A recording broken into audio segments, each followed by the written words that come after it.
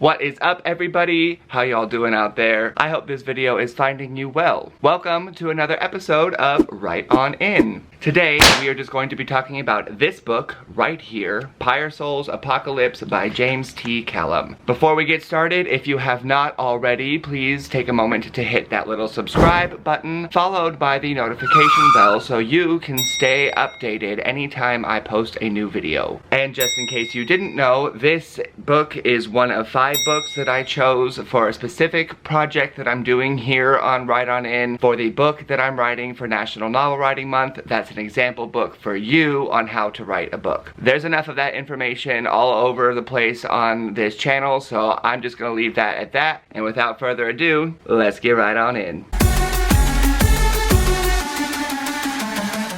Pyresouls Apocalypse by James T. Callum was a great book, and admittedly this was my first attempt at a LitRPG genre book. And just in case you're out there and you don't know what LitRPG means, that's basically literary role-playing game, wherein the main character basically is at least in a game at some point. So it's just like watching a video game. It's funny just because there's so many people throughout my life that have always recommended that like I play D&D, Dungeons and Dragons, or get into this genre, but my thing has always been that I enjoy watching video games, but I don't always necessarily like playing them as much, especially if it's a game like what we see in here that's full of all this action and drama and intrigue and everything. It's like more like Halo. Like, I don't really like games like that, but Mario Kart, I'm there. Since I like watching video games, however, that's what made reading this so much more fun for me. I have in my notes on multiple different occasions that this book felt very much like I was just kicking back on the couch with one of my buddies while he's playing a video game and I'm just watching. And not in a bad way, and actually like a really good way. Like I was solidly entertained throughout the entire thing. We see intrigue between the relationship with the game world and the regular world. The main character, Jacob, is someone that I had no trouble attaching to, and he was a great choice for a main character. There's drama centered around this whole time travel thing, which I can't really get into that much without giving away all the spoilers, but there is drama surrounding Jacob's life, and I really appreciated how the author took the time to really detail out everything that was going on, especially for someone like me who wasn't familiar really with this type of genre at all in the first place. My shirt looks so pink today. The pacing of this story was also really well done, which I really appreciated, especially if you have seen any of my other book reviews for the project that I'm doing. Out of the 5, this was one of 4 self-published, and this is my favorite of the self-published books. On that note, I do just want to mention that from this book that I'm writing, out of this 5, in general, there's plenty of self-published authors that I love. R.L. King is my favorite. Moving on. There's also a preview for the author's other novel called Beastborn at the end of this, and while I haven't had the time to really check that preview out yet, I fully intend to, or I intend on just buying the book and reading it anyway. His other book has even higher ratings than this one, and if that's the case, then I already trust that I would be in for a treat. I couldn't really tell you what other people who are fans of this type of genre love that much about this, because I haven't read that many reviews for it, even though it did get some really good reviews. But even though I haven't had my own taste of this genre too much yet, this was a really good introduction for me. This was a book that made me want to get into this genre. I want to go read more that are like this, and I have nothing really bad to say about this book. Something else that I have in my little chapter by chapter notes on a relatively frequent basis throughout here is that the thing is that I just said that I like watching video games, but I don't like watching video games in movies, and I feel like movies these days have become way too CGI heavy, and it makes me feel like I'm watching a video game, and when I'm watching a movie I don't want to feel like that. But in the book, since this is the first time that I've read a book like that, it was a totally different experience to really be able to latch on to every detail like that, the way that you kind of would in a video game. As much as I did love this book, what I will also say is that it didn't blow me out of the water. I still rated it a 4.5 out of 5, which I rounded up to 5 on Goodreads, because I really did enjoy the book. It was really well done. It was just, strangely enough, also one of those books that it's like as soon as you're done reading it, you forget about it. But not in a bad way. I don't really know, like that sounds bad, but it was just solidly entertaining, not life-changing. That really is not meant to be a bad note. The book really is still so well done and so well written and so exciting to read. It's just that if I didn't have my chapter by chapter notes, I don't know how much of the details I would actually remember. Overall, I think that this is a great read for at least anybody who's curious about this genre. Like I said, the reviews for it from people who love this genre are pretty high. I can't speak for everybody, but as somebody who had never read anything from this genre, I was definitely pleasantly surprised with what came out of this book. So, highly recommend. I'm about to add some spoilers in, as I usually do. So if you haven't already clicked on the timestamp down in the bottom to get here, or if now is your time to bounce because you don't want any spoilers, please take a moment to leave me a comment if you've read this book or if you plan on reading this book, because you should read this book. It's great. And while you're down there leaving me a comment, just take another moment to hit that little subscribe button if you haven't already, because, I don't know, it's fun having subscribers. Anyway, we are bringing out the spoilers in 3, 2... So I might have to read a couple of more LitRPG books, I guess, before I really have an opinion on how amazing this book is. Like, since it is my only one, I don't know if it's gonna be someone's gonna be like, you should read this book, and then this book's gonna look like crap next to it.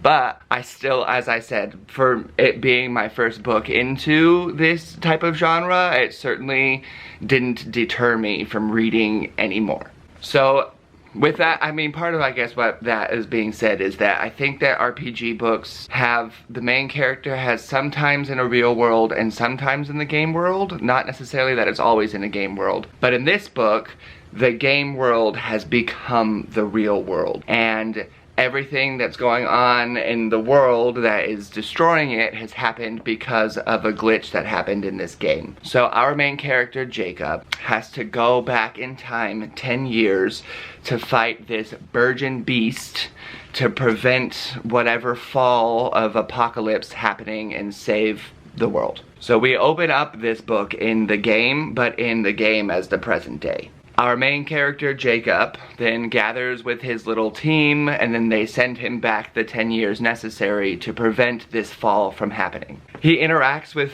people and characters from his past, including one of his little ex-girlfriends who betrayed him at some point. But he also has the option of changing his course every so often, because obviously he's trying to change the outcome that originally happened. Through one of those decisions, he encounters this thing called the Fire Appa, who is part of the Phoenix Covenant, and we eventually go on to learn that this Fire Appa is named Fenris. No one had actually heard of him until Jacob discovered him. And I loved all of the interactions between Jacob and the Fire Appa. Anytime Jacob died or needed a little recharge or whatnot, and he came back to check in at the pyre, he had some little interaction with the Fire Appa who would give him some advice or heed this warning type of thing. They would have some sort of interaction. Jacob would go off and do whatever's next in his little adventure. There was a moment at the end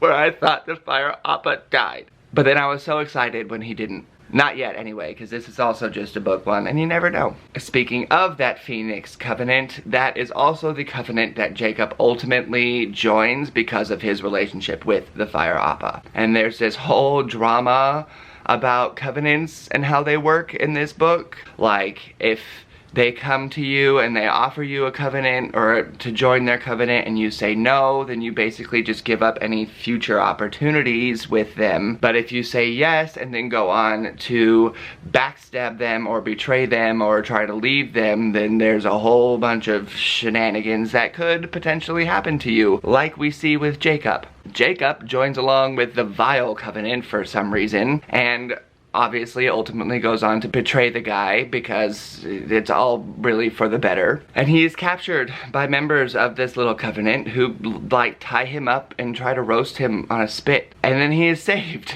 by Camilla, who is his little subtle love interest elf lady that he meets along the game, and I love her as well. I'm really happy that he, outside of like that fire oppa, he had the one character that he could really kind of trust throughout the whole thing, who was always there for him. And especially with the drama of the ex-girlfriend that he had before that he went off and killed, she was a really good character, I think, to have around to balance out some of that shenaniganry. She, however, is dead. I think everyone is dead at the end of the book, because whenever Jacob goes and defeats the beast, it opens up the Forbidden Lands, and now we're moving on into book 2.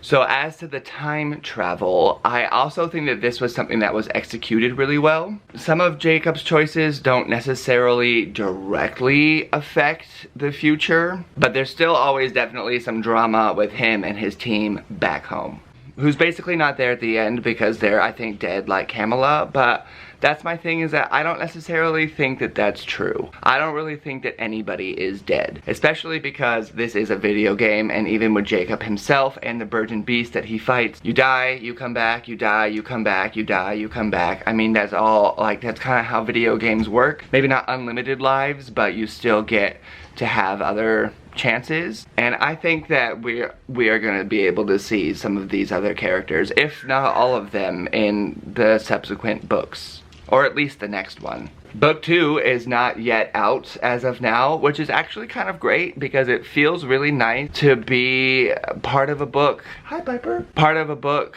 that is at the beginning. So often I get in these series where it's just like, oh my god, like Wheel of Time, when there's like 14 900-page books, and I'm like, wow, I'm gonna have a really great time trying to get through all of this. But it's nice to be at the beginning of a book. I just hope I don't have to wait too long for the other one. One of my favorite self-published books is called The Dawn of Wonder by Jonathan Renshaw. I don't know when book 2 is gonna happen. I can't be mad at him though. I know what it's like to try to write books. But this book, Pyresouls Apocalypse, great book.